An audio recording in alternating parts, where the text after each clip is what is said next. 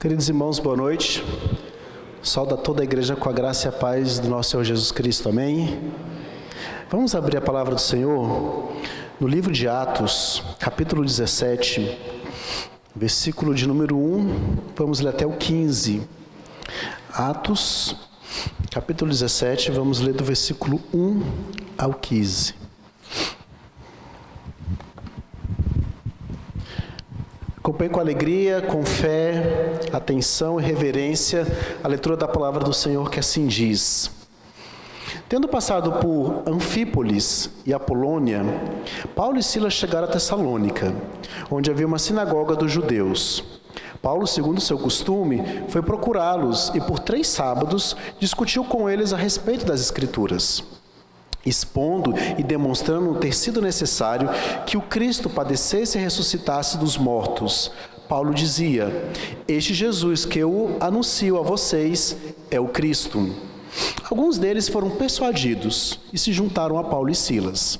O mesmo aconteceu com numerosa multidão de gregos piedosos e muitas mulheres importantes. Os judeus, porém, movidos de inveja, trazendo consigo alguns homens maus dentre a malandragem, reuniram uma multidão e provocaram um tumulto na cidade. E atacando de surpresa a casa de Jason, procuravam trazer Paulo e Silas para o meio do povo.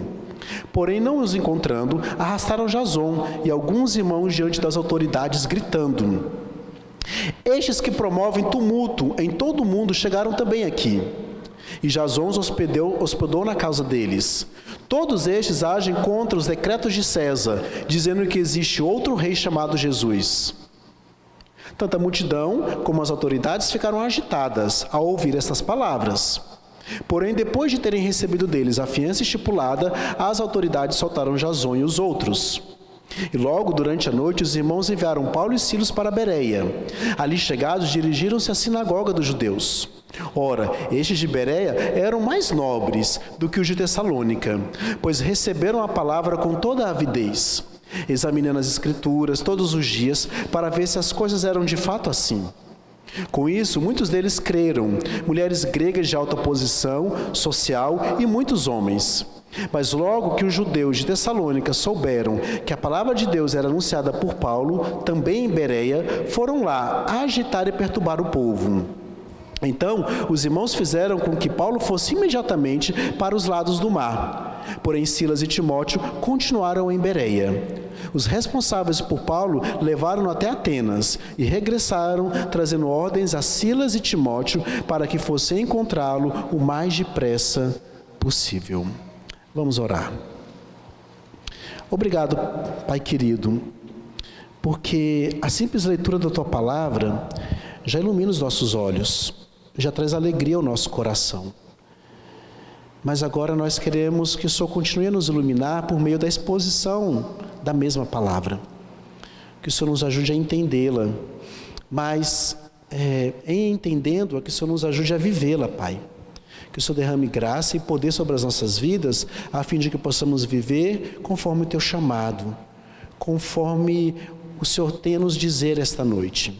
Que o Senhor abençoe a todos, a começar desse pregador, e usando como instrumento em Tuas mãos, e o Teu povo aqui reunido, a fim de que eles possam atender a Tua voz.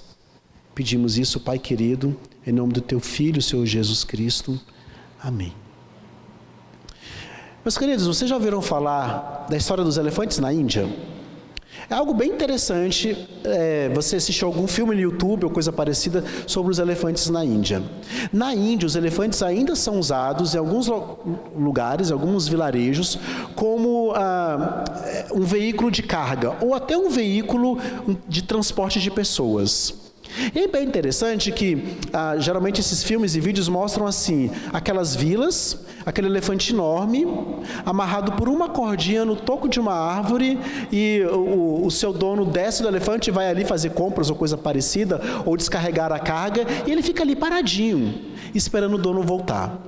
E algumas pessoas se perguntam como um elefante consegue ser dominado.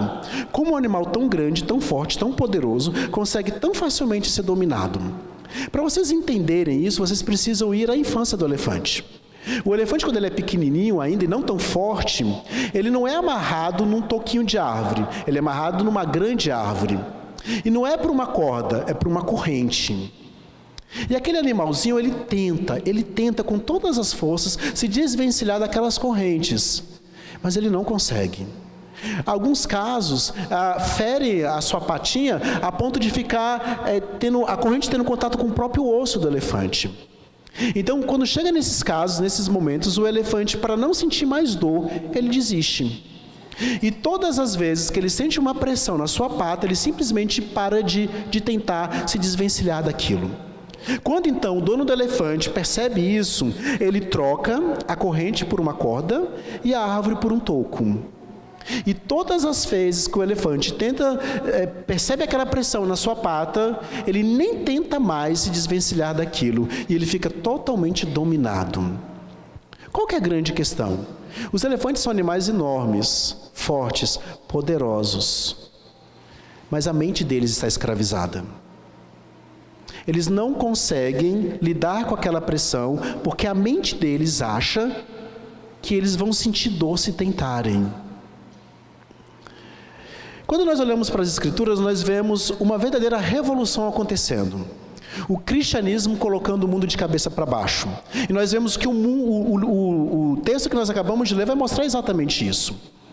Mas para pessoas promoverem a revolução que o cristianismo promoveu, para que de fato possamos colocar o mundo de cabeça para baixo, nós precisamos ser livres em todos os aspectos, inclusive em nossas mentes. Lembram do povo que saiu do Egito? O povo que saiu do Egito saiu rumo à liberdade. Eles estavam livres no deserto, mas eles tinham cabeça de escravo.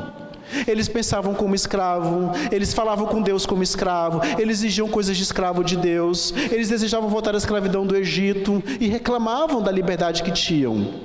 O que acontece então?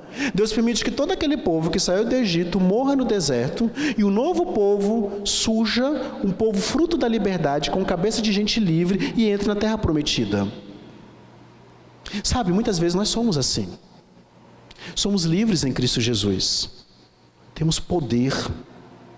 Poder para dizer não aos nossos três grandes inimigos, o mundo, a carne e o diabo. Mas, infelizmente, alguns de nós ainda estamos pensando como escravos. E por isso não conseguimos usar a força, o poder que o Evangelho nos dá, a fim de lidar com as questões da vida. Olha para as grandes revoluções que aconteceram no mundo. Por exemplo, Revolução Russa. 94 milhões de pessoas morreram. Revolução Francesa, 40 mil mortos. Revolução da China, 20 milhões de mortes. Tivemos outras revoluções não violentas na história do mundo. A Revolução Agrícola, por exemplo, que aumentou a produtividade do campo, permitindo que mais pessoas se alimentassem. A Revolução Industrial, que modernizou os meios de produção. Tivemos no Brasil algumas mini-revoluções. A direta já, uma revolução popular que culminou na proposta de eleições diretas dos nossos representantes.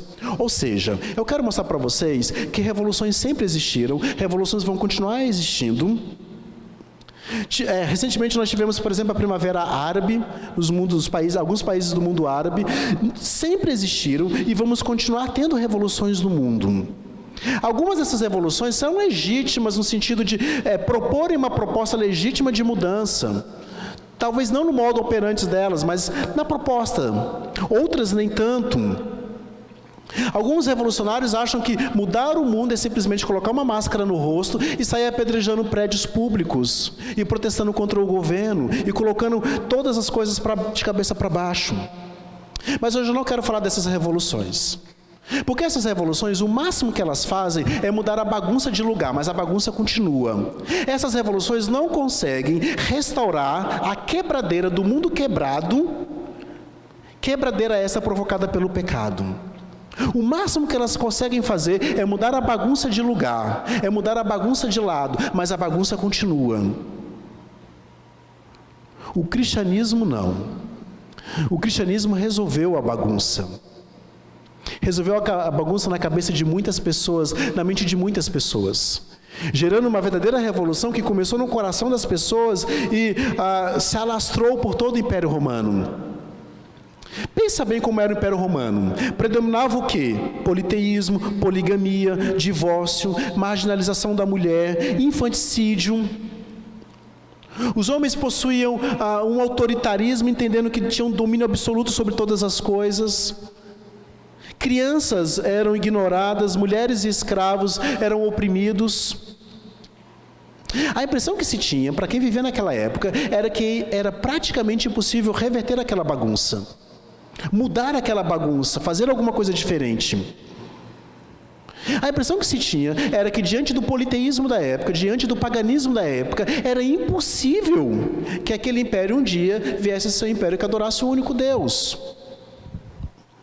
Portanto, o que nós vemos, e Atos vai deixar isso claro para a gente, é que a vida de Cristo provocou a maior de todas as revoluções, a mais profunda de todas as revoluções, e mudou estruturalmente o Império Romano. O Filho de Deus vem ao mundo como servo, confronta o poderio econômico, confronta o poderio político, confronta o poderio militar da sua época, e não pela força, e não por guerras ou revoluções, mas por uma revolução que começa no coração das pessoas. Ele começa a mudar toda aquela estrutura. E o que nós vemos depois da morte de Cristo, da ressurreição de Cristo? 3 séculos depois, o império que era considerado pagão se tornando o império cristão. Então, quando nós olhamos para a Revolução, o que a gente vê? Revolução Francesa promoveu libertinagem. Revolução Industrial promoveu materialismo e consumismo. Revolução Soviética promoveu injustiça, absolutismo, opressão. E o que nós devemos nos perguntar é, como nós, que tipo de revolucionários devemos ser a partir do que o Evangelho nos apresenta? Será que esses revolucionários que o mundo quer que sejamos? Será que esses revolucionários que o mundo quer nos moldar a ser? Qual é a proposta do Evangelho e que tipo de revolução o Evangelho quer promover, não só em nossas vidas, mas em toda a estrutura social? Portanto, é sobre isso que eu gostaria de falar a vocês hoje à noite. Eu quero trabalhar com vocês o seguinte tema: com o Evangelho na mão, no poder das Escrituras, você transforma o mundo. Com o Evangelho na mão, no poder das Escrituras, você transforma o mundo. E eu vou falar disso em 2 pontos. O primeiro deles diz o seguinte: você precisa examinar e conhecer as Escrituras. Para isso, para transformar o mundo, você precisa examinar e conhecer as Escrituras. Vamos reler aqui, reler comigo os versículos de número 1 a 3. Tendo passado por Anfípolis e Apolônia, Paulo e Sírio chegaram a Tessalônica, onde havia uma sinagoga dos judeus. Paulo, segundo o seu costume, foi procurá-los, e por 3 sábados discutiu com eles a respeito das Escrituras, expondo e demonstrando ter sido necessário que o Cristo padecesse e ressuscitasse dos mortos. Paulo dizia: esse Jesus que eu anuncio a vocês é o Cristo. Nós estamos aqui na segunda viagem missionária. Os versículos anteriores, na verdade o capítulo anterior, vai mostrar o rebuliço que Paulo e sua trupe causaram em Filipos. Coisas impressionantes aconteceram em Filipos. A conversão de Lídia, a conversão do carcereiro e de sua família, a expulsão daquele espírito de adivinhação daquela jovem que era possessa, e uma jovem sacerdotisa do templo de Apolo.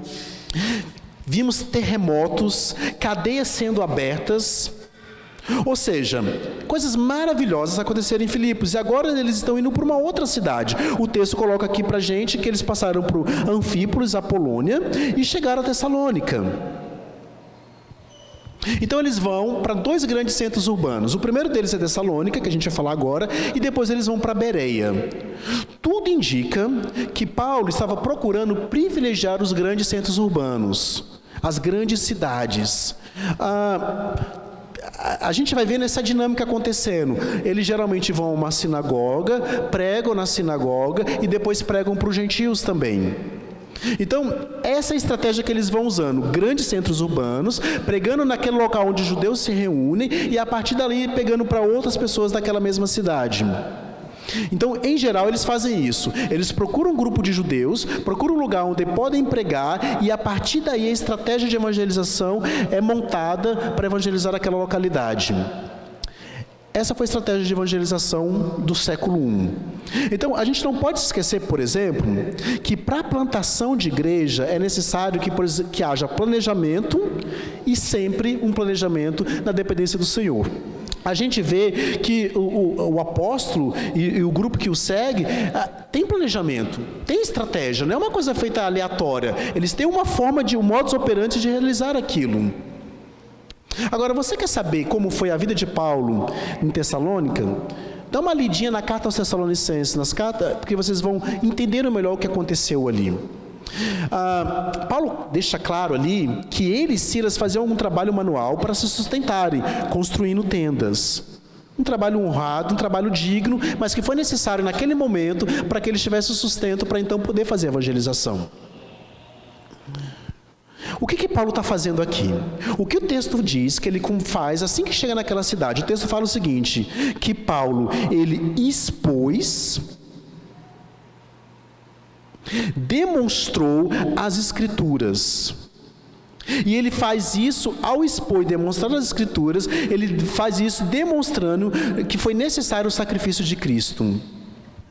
A base da pregação de Paulo é exatamente essa, a morte e a ressurreição de Cristo. Então, não tem como a gente evangelizar, não tem como a gente plantar igreja, não tem como a gente fazer obra missionária sem expor as Escrituras. Sem expor que foi necessário que Cristo viesse, morresse, padecesse e ressuscitasse dentre os mortos. E da onde Paulo tira esse ensino? Não se esqueça que ele não tinha as Escrituras do Novo Testamento ainda. O que Paulo tinha era uma decisão do Concílio de Jerusalém, que é mostrado para a gente lá em Atos capítulo 15, e ele expõe essa decisão às igrejas onde ele vai, e as Escrituras do Antigo Testamento.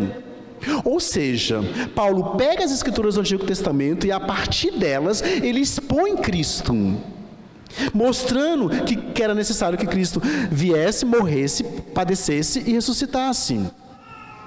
Isso mostra pra gente então que graças a Deus nós temos o cânon completo, graças a Deus nós temos as Escrituras completas, mas que o Antigo Testamento por si só já é necessário e suficiente para mostrar Cristo, porque era isso que Paulo usava.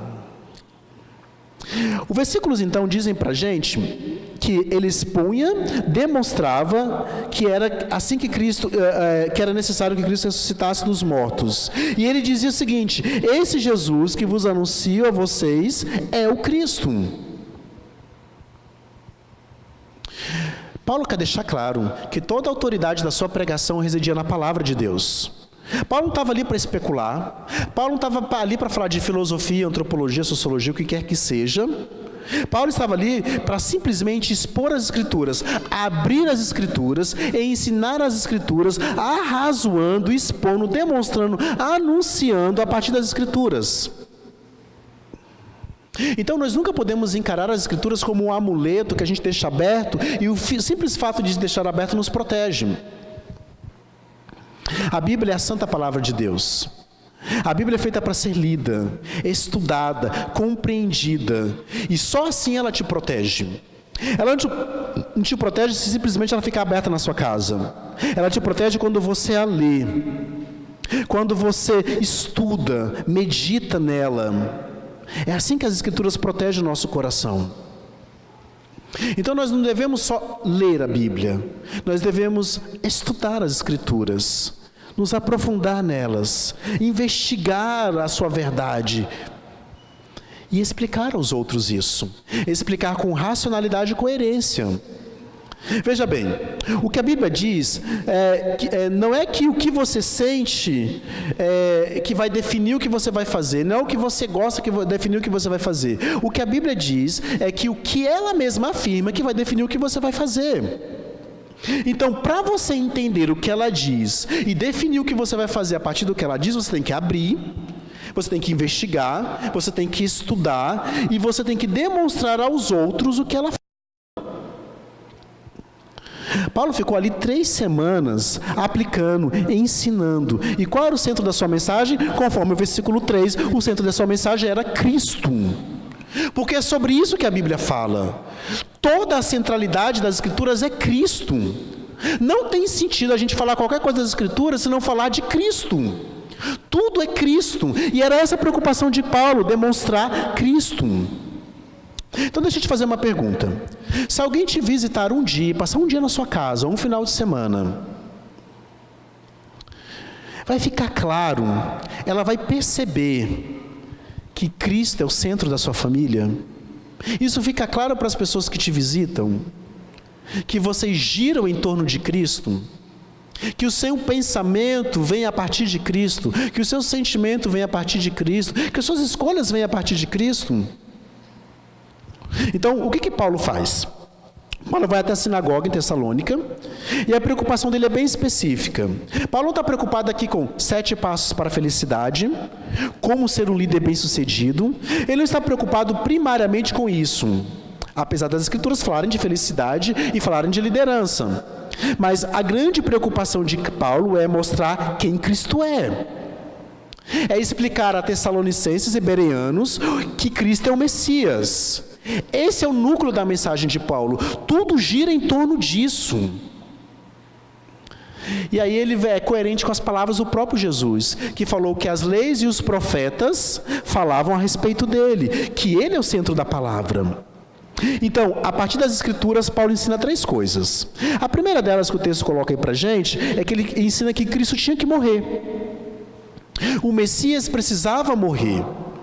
Paulo precisava desfazer na cabeça daqueles irmãos que estavam vindo do judaísmo, que o Messias era alguém que viria para estabelecer um governo humano na terra. Que o Messias era alguém que viria para confrontar as autoridades romanas, subjugar, entrar numa guerra contra os romanos e estabelecer o reinado de Israel na terra. Ele precisava tirar isso da cabeça das pessoas. E Paulo então faz isso, deixando claro que o Messias veio para morrer. Que ele precisava morrer. Uma morte substitutiva, uma morte vicária, uma morte na qual ele carregaria sobre si as aflições do seu povo. Uma morte na qual ele teria sobre si, ele tomaria o lugar do seu povo. Ele seria ferido, oprimido, receberia sobre os seus ombros a própria ira de Deus, substituindo o seu povo. Essa é a preocupação de Paulo, ensinar que Cristo morreu. E sabe o que é interessante? Isso não é entediante. Para o pessoal de Tessalônica, de Bereia, isso não era uma coisa entediante. Ele está falando sempre a mesma coisa. Não, isso era gostoso.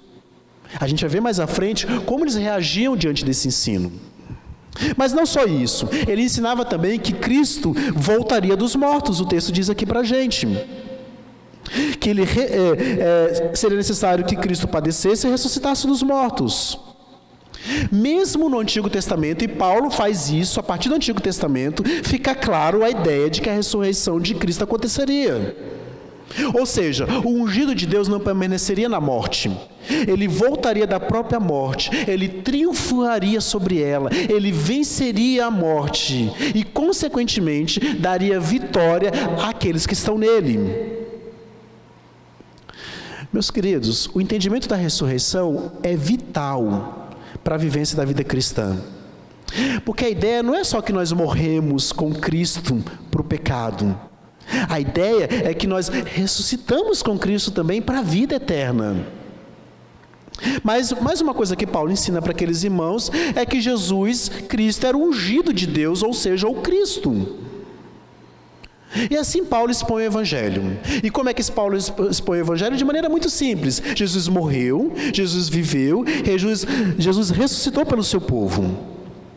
Então, uma coisa que nós precisamos entender, e que eu acho que o texto começa a clarear para a gente, deixar claro para a gente, é que fazer isso e falar isso não é exclusividade dos líderes da igreja. Isso é algo que todo o povo de Deus deve fazer, expor que Cristo morreu e ressuscitou. Ou seja, é uma responsabilidade não apenas de nós expositores da palavra, mas é sua também. É sua responsabilidade falar sobre isso. É sua responsabilidade conversar sobre isso com o não crente. É sua responsabilidade expor isso ao não crente. Olha os versículos 10 a 12. Acompanhem comigo. E logo durante a noite, os irmãos enviaram Paulo e Silas para Bereia. Ali chegados, dirigiram-se à sinagoga dos judeus. Ora, estes de Bereia eram mais nobres do que os de Tessalônica, pois receberam a palavra de Deus com toda avidez, examinando as Escrituras todos os dias, para ver se as coisas eram de fato assim. Com isso, muitos deles creram, mulheres gregas de alta posição social e muitos homens. A gente vai voltar nisso aqui, eu vou expor com mais detalhes, mas é só para mostrar para vocês como as pessoas recebiam a pregação da palavra de Deus. Como elas se alegravam diante dessa exposição. Como era algo caro, importante, singular para aquelas pessoas. O que o Salmo 119 vai nos falar sobre as Escrituras? Que ela é lâmpada para os nossos pés. Ou seja, nós somos pessoas que sem a palavra de Deus vivemos no escuro. Famintas, precisando de comida. Em perigo, a ponto de cair a qualquer momento no abismo, sem perceber que ele está perto, porque não há nada que nos ilumine. Mas a Bíblia nos faz sábios. A Bíblia ilumina os nossos olhos. A Bíblia nos permite ver os nossos inimigos. A Bíblia nos permite ver as armadilhas, as ciladas. A Bíblia nos permite ver aqueles que são os nossos mestres e que devem nos conduzir. Ou seja, para isso precisamos conhecer a palavra de Deus.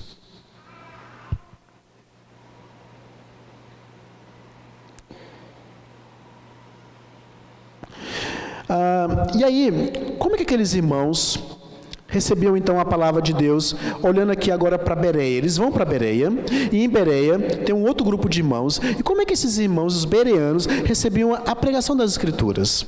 Conforme o que eu já comentei aqui, o texto fala aqui, então, nos versículos 10 a 12, que a primeira coisa que eles faziam é que eles recebiam a palavra de Deus com avidez. Com avidez é com expectativa, com o desejo de aprender, com a certeza de que se trata não apenas de um mero livro, mas de fato da santa palavra de Deus. Ou seja, para eles, quando alguém vinha, abria as Escrituras, expunha as Escrituras, eles tinham uma certa expectativa de que Deus falaria. E eles se colocavam nessa expectativa e ouviam com avidez. E eu pergunto para vocês nessa noite, vocês vêm assim ao culto público? Vocês vêm com avidez? Com vontade de ouvir, entendendo que quando o pregador é fiel às Escrituras, é Deus falando com vocês? Vocês vêm com essa expectativa? Ou você vem simplesmente por desencargo de consciência? Vou porque não quero me sentir tão mal assim, por não ter ido ao culto. Ou você vem porque você quer encontrar os seus amigos, ou porque é uma tradição. Você vem, de fato, entendendo que a palavra de Deus é poderosa para te instruir, para te corrigir, para te treinar na justiça. E a gente faz mais uma pergunta: você ora antes de sair de casa para que Deus fale ao seu coração quando você está aqui diante da pregação da palavra? Você pede ao Senhor que Ele te ilumine diante da pregação da palavra?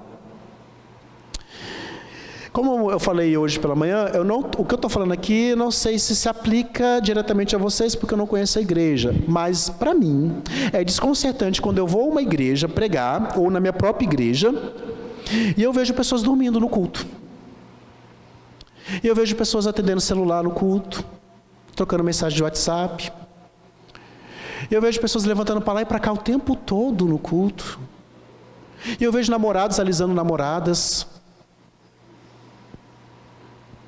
distraídos durante a pregação, sem levar a sério o que está acontecendo aqui, sem entender que o que está acontecendo aqui pode ser uma questão de vida ou morte. Pode ser uma questão de vida e morte para você.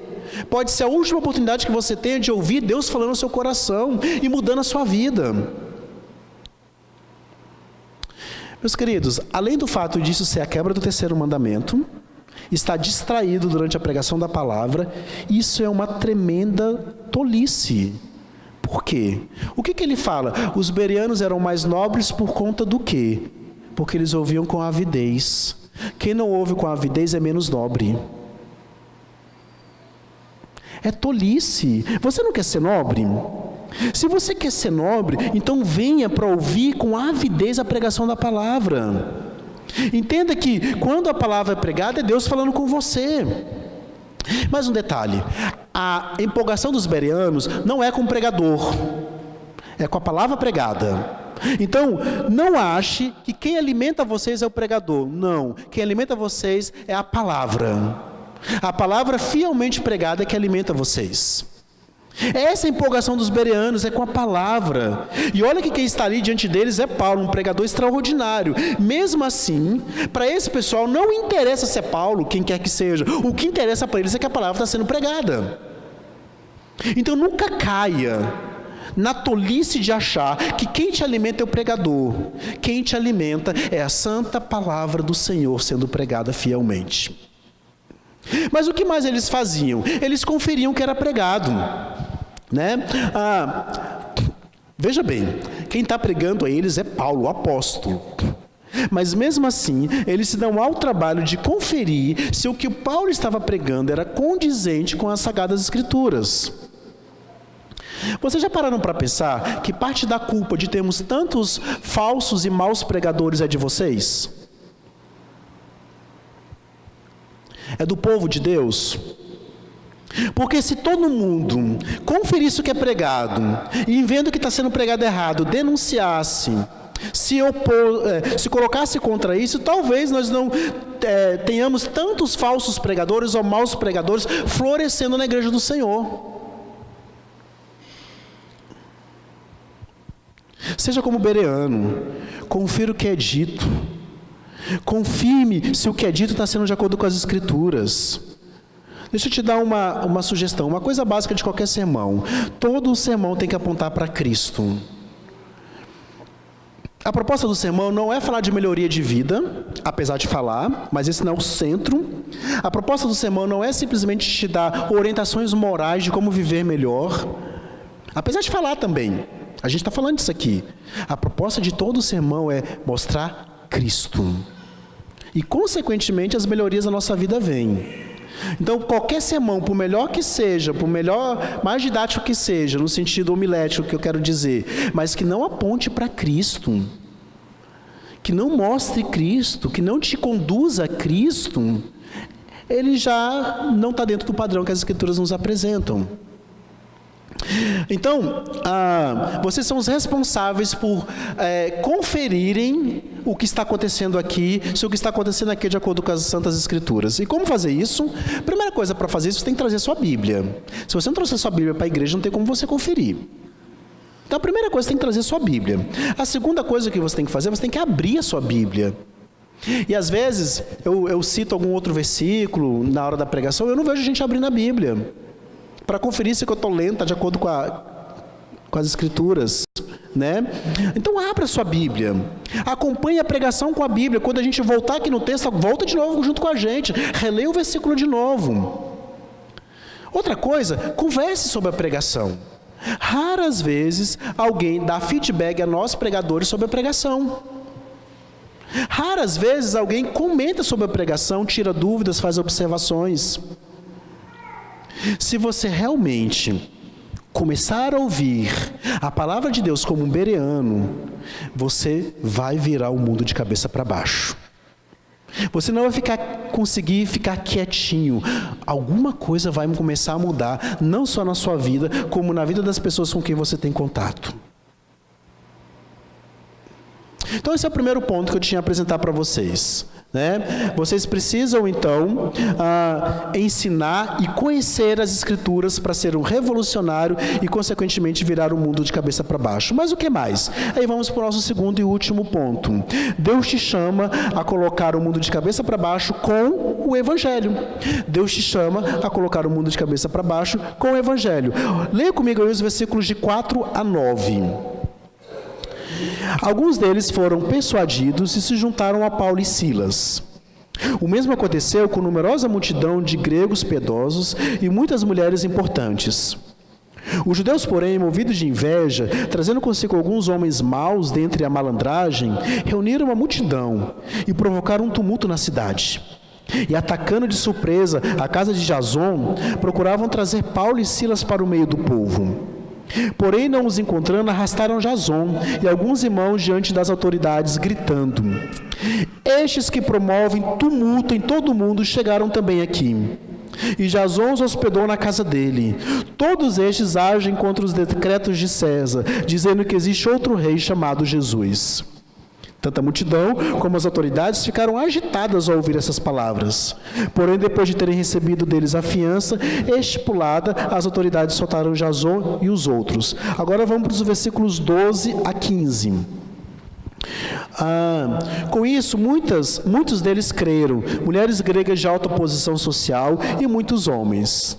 Mas logo que os judeus de Tessalônica souberam que a palavra de Deus era anunciada por Paulo, também em Bereia, foram lá agitar e perturbar o povo. Então os irmãos fizeram com que Paulo fosse imediatamente para os lados do mar. Porém Silas e Timóteo continuaram em Bereia. Os responsáveis por Paulo levaram-no até Atenas e regressaram trazendo ordem a Silas e Timóteo para que fossem encontrá-lo o mais depressa possível. Qual é o resultado da pregação de Paulo em Filipos? No capítulo anterior, cadeia e surra. E a reação continua. Meus queridos, quando o evangelho é pregado de verdade, nós mexemos com a estrutura do mundo e a estrutura das pessoas. E as pessoas reagem, e o mundo reage. A ordem do mundo é subvertida. O evangelho muda a ordem natural das coisas. Então, quando a gente olha para o capítulo anterior, o que a gente vê acontecendo em Filipos? O evangelho libertando pessoas cativas das trevas, abrindo corações de várias pessoas para a luz do evangelho. O que aconteceu em Tessalônica? Uma grande multidão de grupos religiosos e mulheres de alta posição são persuadidos, fala no versículo 4 isso. E em Bereia, mulheres gregas de alta posição e homens também são persuadidos, versículo 12. Uma confusão está acontecendo nessas cidades. E no meio dessa confusão, Deus está usando a santa palavra dele para estabelecer igrejas. Veja bem, 2 cidades e o padrão de Filipos se repete. Alguns adoram diante de Jesus, e é gente de todo jeito. É homem, é mulher, classes sociais diferentes, contextos de vidas totalmente diferentes. Gente de todo jeito se volta para Cristo. Mas outros se posicionam de maneira agressiva contra a pregação. Por quê? Porque eles percebem que o curso natural do mundo está sendo invertido. Eles estão sendo retirados da zona de conforto. Esse pessoal está bagunçando o nosso contexto aqui. Eles chamam, como eles chamam os apóstolos, de agitadores. Eles estão agitando as nossas cidades. E é isso que o evangelho provoca. No coração dos eleitos, graça, paz, mudança. No coração dos rebeldes, ira, rebeldia, raiva, violência. Então, o que acontece? Um grupo de judeus, movidos de inveja, ou seja, e é interessante que esse grupo de judeus é gente que conhece o Antigo Testamento. É gente que conhece os 10 mandamentos. A princípio, pessoas que deveriam ser fiéis. O que eles fazem? Olha o que o texto fala que eles fazem. Eles contratam capangas para fazerem a arruaça. Eles vão até a casa de Jasão, que estava hospedando Paulo e Silas.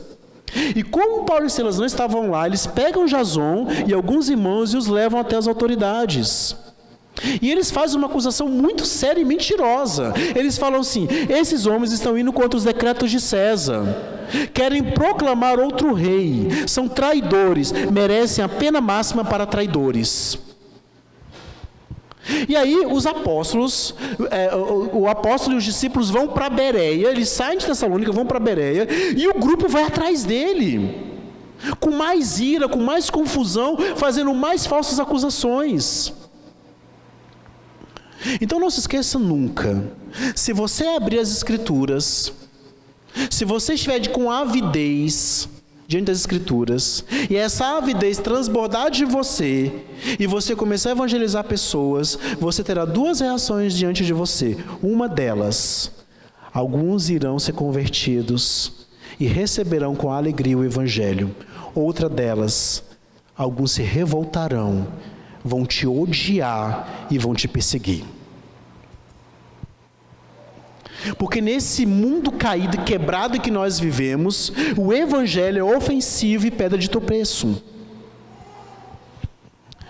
Lá em Roma, quando os cristãos eles eram levados para o martírio, eles passavam por uma estrada no coração de Roma. E essa estrada ela passava por entre templos pagãos. E eles falavam assim: olha, se vocês se dobrarem diante de um desses templos pagãos, só um, não precisa ser todos, não, só um, vocês serão livres da morte. Vocês serão poupados do martírio. Imagina só, aqueles irmãos indo para o martírio e pessoas oferecendo a eles a libertação daquele martírio se dobrassem diante de um daqueles templos dos deuses pagãos. Mas esse pessoal se manteve firme e morreram pelo Evangelho. Porque esse mundo, em sua ordem natural, é um mundo de morte para aqueles que querem viver conforme o padrão de Deus. Para esse mundo, só você falar de Jesus Cristo, você já está gerando bagunça. Para esse mundo, só você falar essa mensagem que Cristo veio ao mundo, viveu, morreu, padeceu, morreu, ressuscitou, para esse mundo você já está colocando tudo de pernas para o ar. Mas não é isso que o Evangelho faz? Olha o versículo 6. Porém, não os encontrando, arrastaram Jason e alguns irmãos diante da autoridade e disseram: esses promovem tumulto em todo o mundo, chegaram também aqui. A palavra tumulto, que provoca o tumulto, pode ser que provoca um transtorno ou que viram o mundo de cabeça para baixo. Gente, eles estão certos no diagnóstico. É isso que a gente tem que fazer. Nós temos que virar o mundo de cabeça para baixo.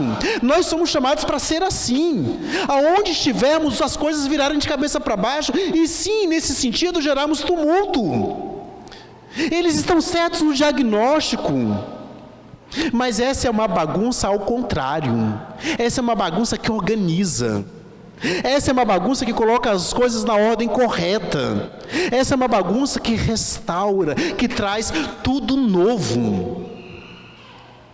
Veja o histórico das revoluções. Só promoveram bagunça. Mas o curso do mundo continuou o mesmo. Sabe o que fechar a estrada, queimar pneu, jogar coquetel molotov mudou? Nada. Porque o mundo continuou quebrado e vai continuar quebrado.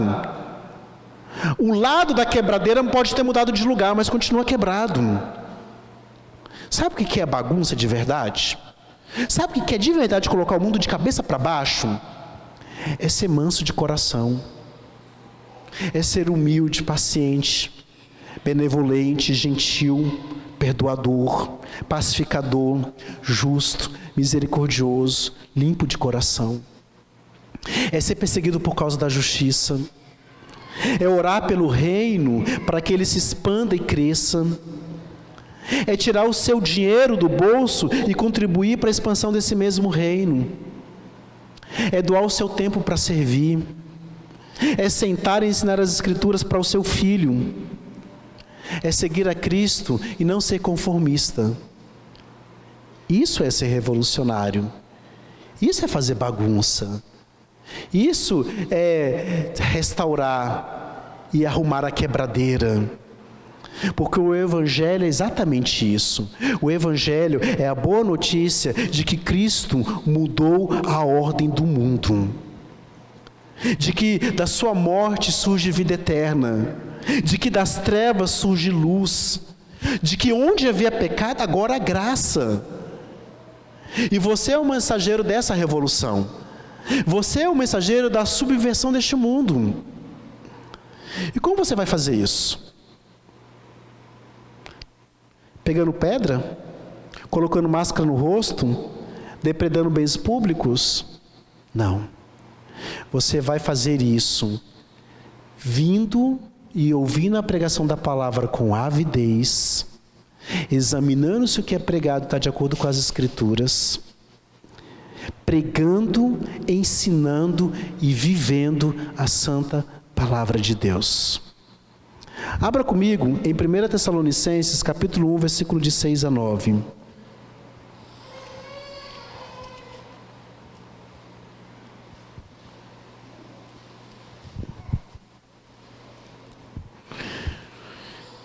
E vocês se tornaram nossos imitadores e do Senhor, recebendo a palavra com a alegria que vem do Espírito Santo, apesar dos muitos sofrimentos. Assim vocês se tornaram um modelo para todos os crentes da Macedônia e da Acaia. Porque a partir de vocês, a palavra do Senhor repercutiu não só na Macedônia e na Acaia, mas a fé que vocês têm em Deus repercutiu em todos os lugares, a ponto de não termos necessidade de dizer mais a respeito disso. Essa é a bagunça que acontece. Essa é a bagunça que aconteceu em Tessalônica. Gente deixando de seguir a ordem natural deste mundo, deixando de seguir falsos deuses, deixando de se conformar com esse mundo e se tornando servo de Cristo. Isso é colocar o mundo de cabeça para baixo. Os tessalonicenses ouviram, creram, deixaram os ídolos, se tornaram bagunceiros do mundo, gente que não se conforma com esse mundo, gente que transforma esse mundo pela renovação da mente, mente esta moldada pela palavra de Deus, gente que tem a mente livre, que não é mais escravo, que pensa como livre, que age como livre, que fala como livre, que faz escolhas como livre. O que nós temos então ao final dessa excursão desses homens de Deus? 3 cidades impactadas pelo Evangelho: Filipos, Tessalônica e Bereia. 3 cidades que estavam lá quietas, fora do Evangelho, mas que foram sacudidas, chacoalhadas pelo Evangelho. Porque é isso que o Evangelho faz. O Evangelho deixa marcas, o Evangelho muda vidas, o Evangelho enraivece pessoas, o Evangelho bagunça o mundo, mas uma bagunça construtiva. O Evangelho é vida surgindo da morte, é luz vencendo trevas. O Evangelho apresenta o Jesus que bagunça, aliás, que arruma a bagunça gerada pela queda por uma ordem amorosa e santa, e que vive de acordo com o seu comando. Não se conforme com esse mundo. Mostra que você não faz parte desse mundo sendo um revolucionário do Evangelho. Nós temos exemplos históricos. Lutero enfrentou o poderio da igreja romana. Jonathan Edwards foi expulso da sua igreja porque quis ser fiel à palavra de Deus. Simonton veio ao Brasil e perdeu sua amada esposa, mas se manteve fiel ao seu ministério e ao chamado de Deus para a sua vida. Gente que revolucionou o mundo com a exposição da palavra de Deus, porque é ela quem promove a boa bagunça. Eu pergunto para você, vai fazer bagunça essa semana? Ou vai ficar quietinho no seu canto? Vai agitar o mundo? A revolução vai começar? As ondas da revolução começarão onde você está, gerando um verdadeiro tsunami de mudanças? Ou vai ficar quietinho, sentado no seu canto? O que você vai fazer? Uma vez eu estava vendo um documentário que falava sobre a música Amazing Grace, Graça Maravilhosa. E esse documentário mostrava essa música cantada em vários locais diferentes. E eles mostraram uma vez que ela foi cantada no ginásio de Wembley, na Inglaterra. Eles estavam comemorando, tinha 60 mil pessoas reunidas ali. Essas pessoas estavam comemorando o fim do apartheid na África do Sul. E eram só bandas de rock. Todas as bandas eram bandas de rock. Então a plateia era composta de roqueiros. Grande parte desses roqueiros já estava ou drogada ou bêbada. E já tinham tido mais de 6 horas de shows. E ninguém sabe por quê, mas a organização daquele show resolveu convidar uma cantora de ópera para cantar Amazing Grace ao final desse show. E aí no documentário vai mostrando, né? Ela entra, só ela, não tem instrumento, não tem nada, um facho de luz brilhoso sobre ela, as pessoas olhando assim, estranhando, o que é isso? As pessoas começam a gritar Guns N' Roses, porque eles queriam Guns N' Roses cantando novamente. As pessoas começam a ensaiar uma valsa, uma vaia, e aquela cantora abre a boca e começa a cantar Amazing Grace. De imediato a plateia se cala. Na segunda estrofe, a plateia está cantando junto. Na terceira estrofe, as pessoas estão em lágrimas. O que isso mostra para a gente?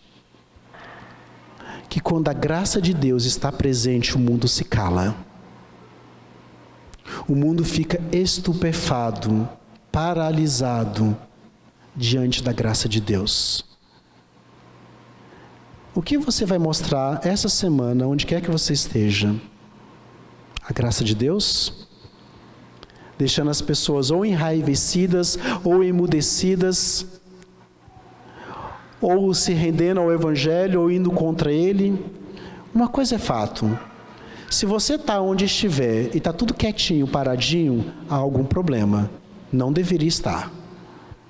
Ou deveria estar tendo uma verdadeira bagunça, ou pessoas estarem se rendendo diante de Cristo. Fica a dica. Que Deus os abençoe.